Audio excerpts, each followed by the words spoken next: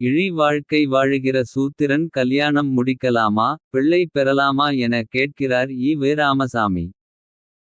தொடர்ந்து காணொளியை பார்ப்பதற்கு முன் நம் சேனலை சப்ஸ்கிரைப் செய்து ஆதரவு தாருங்கள். உங்கள் ஆதரவு நமக்கு ஊக்கமளித்து இன்னும் நம் பங்களிப்பை சிறப்பாக செய்ய உதவும். நன்றி. இனி காணொளி. 19 ஏப்ரல் 21 நாள் விடுதலையில் ராமசாமி சொன்னது. இழிவான ஜாதி மக்களை பெறுவதும் இழிவு தானே என்கிற அடிப்படையில். ஜாதி ஒழியும் வரையில் பெண்கள் கணவனுடன் வாழ்வது தவறல்லவா. பிள்ளை பெறுவது அதை விடத் தவறல்லவா. மேற்கண்ட ராமசாமியின் அருள்வாக்கை வாசித்ததும். வாசிப்பவர்களின் மனதில் தோன்றக்கூடியது என்ன.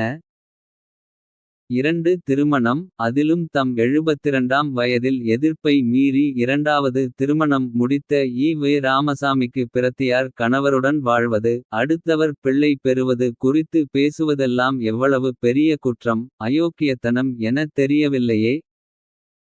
மேற்கண்ட அருள்வாக்கு தாம் திருமணம் முடித்தபோது. மனைவிகளோடு கூடியபோது ராமசாமியின் மண்டை மூளையில் ஏன் உதிக்கவில்லை. வாய் இருக்கிறது என்பதற்காக எதையாவது உளறுவது ராமசாமியின் வாடிக்கை.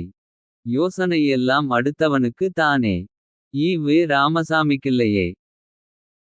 நாமே தேவடியாள் மகனாக சூத்திரனாக சாதி இழிவுடன் இருக்கிறோமே. அப்படியிருக்க ஒரு பெண்ணோடு வாழ்வது தவறல்லவா. ஒரு பெண்ணோடு நிறுத்தி கொள்ளாமல். இரண்டாவதாய் ஒரு பெண்ணோடு வாழ்ந்தது இன்னும் மிக பெரிய தவறல்லவா. பித்தலாட்டம் அல்லவா என ராமசாமி ஏன் யோசிக்கவில்லை. நமக்கு யோசனை வெங்காயம் சொல்லுமுன். தனக்கொரு நியாயம் ஊருக்கொரு நியாயம் சொல்வது. ராமசாமியின் முட்டாள்தனமான பகுத்தறிவுக்கு பழக்கம்தான். தீக்க காரனெல்லாம் கருப்புச்சட்டை அணிய வேண்டும் என சொன்னது போல். தீக்க வினர் பிள்ளையும் பெறக்கூடாது என்கிற யோசனையை ஏன் கட்டாயப்படுத்தவில்லை. முட்டாள்தனமான யோசனை என அண்ணாதுரையே சான்றிதழ் அளித்திருப்பார்.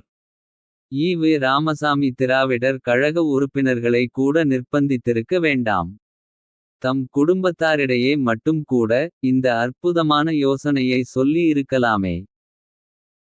கிருட்டிணமூர்த்தி, கே சம்பத், கே.எஸ். இளங்கோவன், இனியன் சம்பத் என ஒரு பயல்களும் பிறக்க வாய்ப்பில்லாமல் போயிருக்குமே.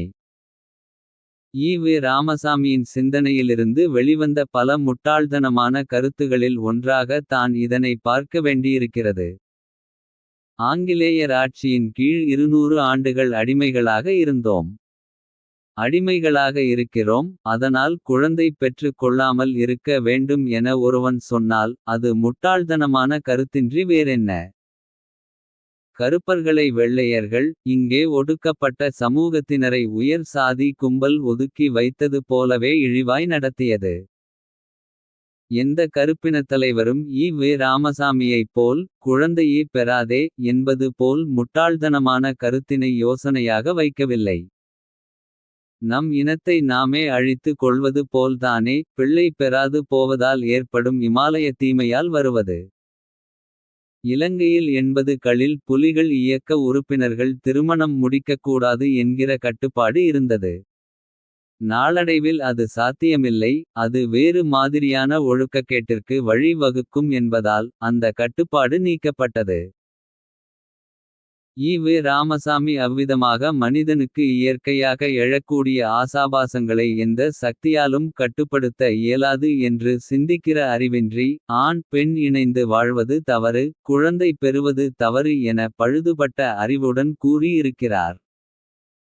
ஒவ்வொரு மனிதனும் ஒவ்வொரு மதமும் ஒவ்வொரு சித்தாந்தமும். தான் எதிரியாக கருதுவோரை இழிவாக பேசிக்கொண்டு தான் இருக்கிறது.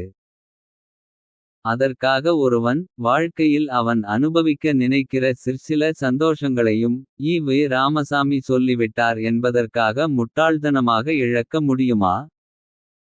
சில வெள்ளைக்கார நாடுகளை தவிர்த்து பெரும்பாலான நாடுகளில் திருமணம் என்பதே பாலியல் தேவையை பூர்த்தி செய்து கொள்ளத்தான். ராமசாமி தம் அருள்வாக்கில் இழிவான சாதி மக்களுக்கு பாலுறவு மட்டும் ஏன் என்றும் தானே சொல்ல வருகிறார். திருமணம் பிள்ளை பெறுவதெல்லாம் எதற்கு. உனக்கு தேவை என்றால் விபச்சாரியிடம் போ என ராமசாமி சொல்ல வருகிறாரோ. அப்படி சொல்லக்கூடிய ஆபத்தான அறிவுடைய ஆசாமி தானே ஈ.வே. ராமசாமி. உண்மையிலேயே ஈ.வே. ராமசாமியின் யோசனை தேவடியாள் பிள்ளைகளை தானே உருவாக்கும். என சிந்திக்கிற அறிவு ஈ.வே. ராமசாமிக்கு இல்லாது போனதே. இந்த அறிவுக்கார ஆசாமி தான் நம்மை தேவடியாள் மகள். என மனுதர்மம் கூறுகிறது என கொதித்தாராம். ஈ.வே. ராமசாமியின் தர்மம் அதையும்விட வெட்கக்கேடானதாக அல்லவா உள்ளது. அத்தகைய தேவடியாள் சமூகத்தை தான் ஈ.வே. ராமசாமி எதிர்பார்க்கிறாரா? ஈ.வே. ராமசாமி கூறியது ஆண்கள் கண்டிப்பாய் திருமணம். வாழ்க்கை துணை ஒப்பந்தம் செய்து கொள்ளக்கூடாது. ஆண்கள் மாத்திரம் நன்றாக படித்து. வாழ்க்கைக்கு போதுமான நல்ல வருவாயுடன் வாழ்ந்தால். அதற்கேற்றபடி பெண்கள் போட்டி போட்டு கொண்டு வந்து சுகம் கொடுத்து. சுகம் பெற்று கொண்டு போவார்கள்.